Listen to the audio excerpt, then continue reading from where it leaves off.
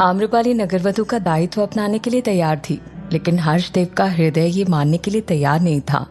वो बार बार आम्रपाली से बस एक ही शब्द कह रहा था कि वो असत्य कह रही है। वो जो भी कुछ कह रही थी हृदय से नहीं कह रही थी। परंतु हर्षदेव तब टूट गया जब आम्रपाली ने उससे कहा, हर्षदेव, अब तुम हमारे कक्ष में बिना हमारी अनुमति के प्रवेश नहीं कर सकते, और अगर अगली बार आना तो अपने साथ नगरवधु के लिए उपहार लेकर आना, क्योंकि आज के बाद मेरी दृष्टि में तुम मेरे सिर्फ एक ग्राहक हो। ये सुनकर हर्षदेव वहां से चला गया। वो इतना ज्यादा दुखी था कि वो ये भी भूल गया कि दरवाजे पर सैनिक खड़े हैं। वो किसी जिंदा लाश की तरह सीधा चले जा रहा था। उसके भाव ऐसे थे जैसे सामने आम्रपाली के सिवा उसे कुछ भी दिखाई नहीं दे रहा हो। उसकी आंखें आंसुओं से भीग चुकी थी और आम्रपाली के पीड़ा में एकदम लाल हो चुकी थी। उसके कानों में आम्रपाली के बस यही शब्द गूंज रहे थे, अगली बार जब भी आओगे ग्राहक बनकर आओगे। हर्षदेव जब द्वार पर पहुंचा तो वहां खड़ी स्त्री सैनिकों ने उसे आम्रपाली के कक्ष से बाहर आते देखकर कहा, आप आम्रपाली के कक्ष में कैसे गए और कब गए? उन्होंने तो हमें आपको उनके कक्ष में भेजने से मना किया था, फिर आप उनके कक्ष में कैसे गए? वो सैनिक एक के बाद एक हर्षदेव से सवाल पूछ रही थी, परंतु जिसके दिल और दिमाग में बस आम्रपाली बसी हो, जिसका हृदय टूट टूट कर चूर हो चुका हो, उसे उस सैनिक की आवाज भी हवा की तरह प्रतीत हो रही थी। जब हर्षदेव ने उसका कोई जवाब नहीं दिया तो सैनिक ने हर्षदेव का रास्ता रोक लिया और बंदी बनाकर तुरंत वहीं जमीन पर बिठा दिया। तभी सरना वहां आई। हर्षदेव का चेहरा देखकर वो हैरान थी। हर्षदेव को क्या हुआ और इन सैनिकों ने उसे बंदी क्यों बनाया है? ये सोचकर वो तुरंत हर्षदेव के पास गई। इधर हर्षदेव के जाते ही आम्रपाली फूट फूट कर रोने लगी। हमें क्षमा कर दो हर्षदेव, अब हम तुम्हारी आम्रपाली बनकर नहीं रह सकते और ना ही तुम्हें हमारी वजह से और दुख दे सकते हैं। नियति ने हमारे भाग्य में सिर्फ और सिर्फ कष्ट लिखे हैं। अगर तुम हमारे रास्ते में आए तो तुम्हें भी वही कष्ट मिलेंगे जो हमें मिल रहे हैं।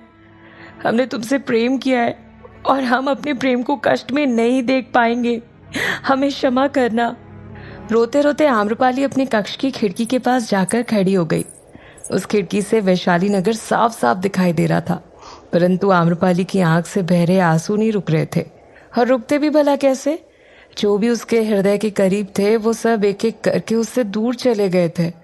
पहले उसकी गुरु माँ, फिर उसके बाबा महानमन, और अब उसके बचपन का मित्र हर्षदेव, जिसे वो अथाह प्रेम करती थी, जिसे वो विवाह करने का स्वप्न देख रही थी, जिसने बचपन से लेकर अब तक हर कदम पर आम्रपाली का साथ दिया था।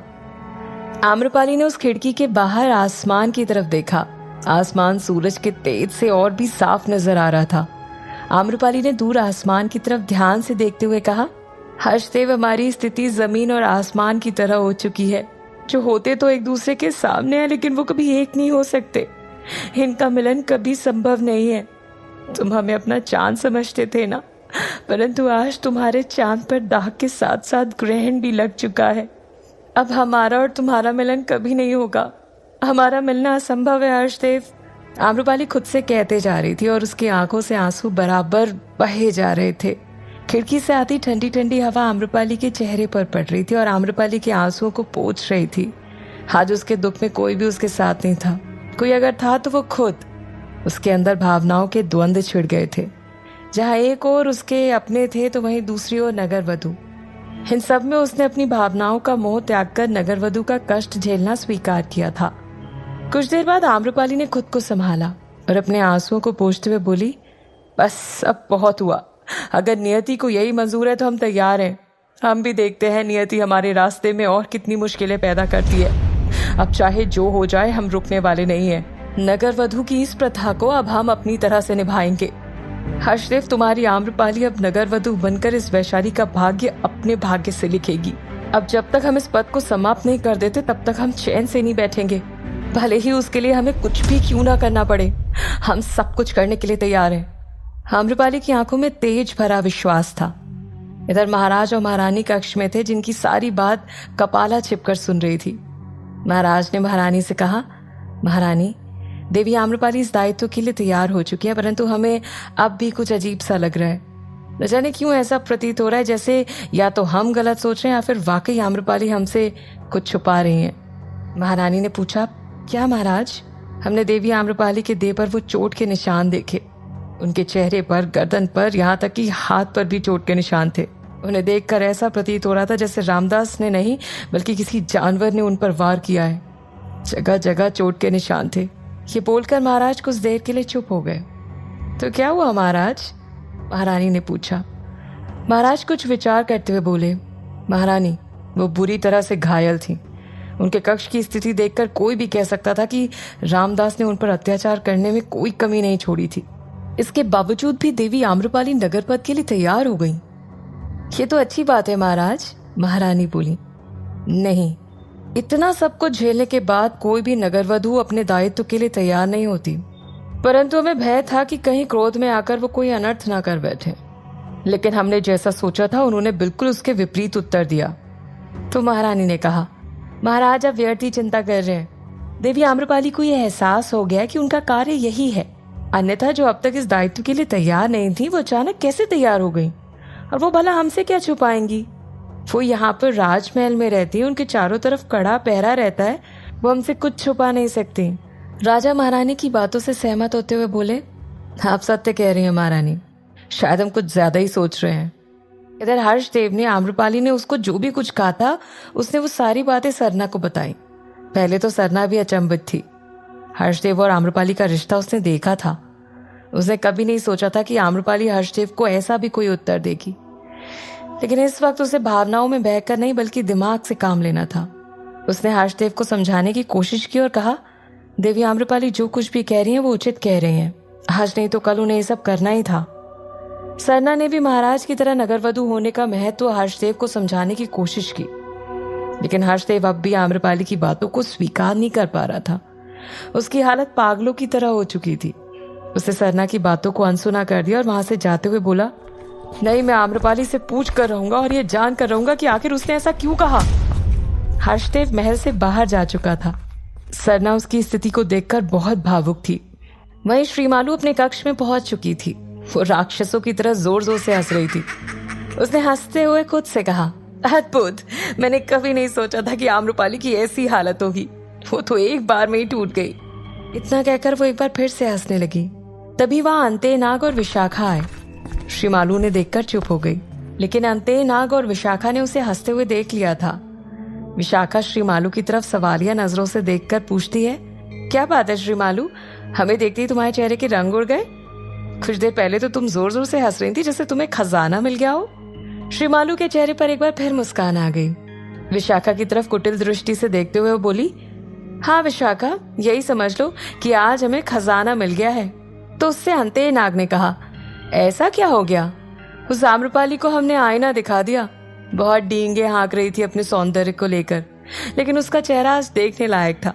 उसने अपने हाथों से उसके चेहरे की बनावट का इशारा करते हुए कहा, इतना सा चेहरा था उसका। बेचारी आम्रपाली, वो ये भी नहीं जानती कि जिस नगरवधु पद पर वो बैठी है वो एक ऐसा हथियार है जो न सिर्फ वैशाली को वरन उसको भी तबाह कर देगा।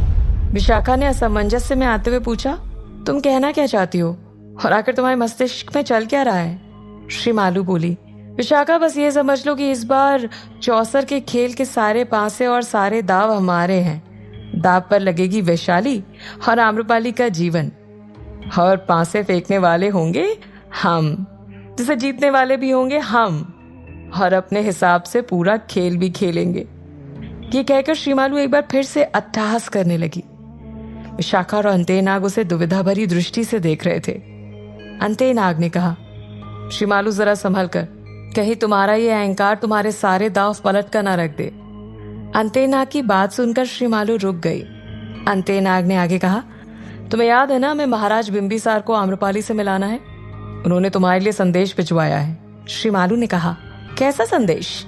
महाराज ने तुम्हें मगध बुलाया है। वो जानना चाहते हैं कि तुम उन्हें और आम्रपाली को मिलवाने के लिए क्या रणनीति बना रही हो, और अब तक तुमने इस ओर कोई कदम क्यों नहीं उठाया? श्रीमालू कुटिल होने के साथ साथ दूर दृष्टि भी रखती थी। राजा बिंबिसार के सामने उसे क्या उत्तर देना है इसके लिए भी वो पहले से तैयार थी। श्रीमालू ने अब तक रामदास के बारे में ना तो अंते नाग को बताया था और ना ही बिंबिसार को इस बारे में पता चलने देना चाहती थी। उसने सेठ रामदास को सिर्फ और सिर्फ आम्रपाली को उसका अस्तित्व याद दिलाने के लिए वहां भेजा था।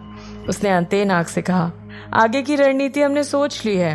हमारे सैनिक वैशाली पर आक्रमण करने के लिए तैयार हैं, लेकिन वैशाली के राजा ने अपनी सुरक्षा बल बढ़ा दी है। इसलिए हमें और सैनिकों और हथियारों की आवश्यकता पड़ेगी, जिसके लिए हमें मगध की सहायता की आवश्यकता है। अंतेनाग ने कहा, लेकिन वैशाली पर आक्रमण करने से महाराजा बिंबिसार और आम्रपाली कैसे मिल पाएंगे? ये कैसी रणनीति है श्रीमालू? श्रीमाली वैशालू को तबाह करना चाहती थी और वो एक साथ दो खेल खेल रही थी। वो नगरवधु के पद का इस्तेमाल कर वैशाली के अंदर विरोध पैदा करना चाहती थी और महाराज बिंबिसार की सेना का प्रयोग कर वैशाली पर बाहर से आक्रमण कराना चाहती थी।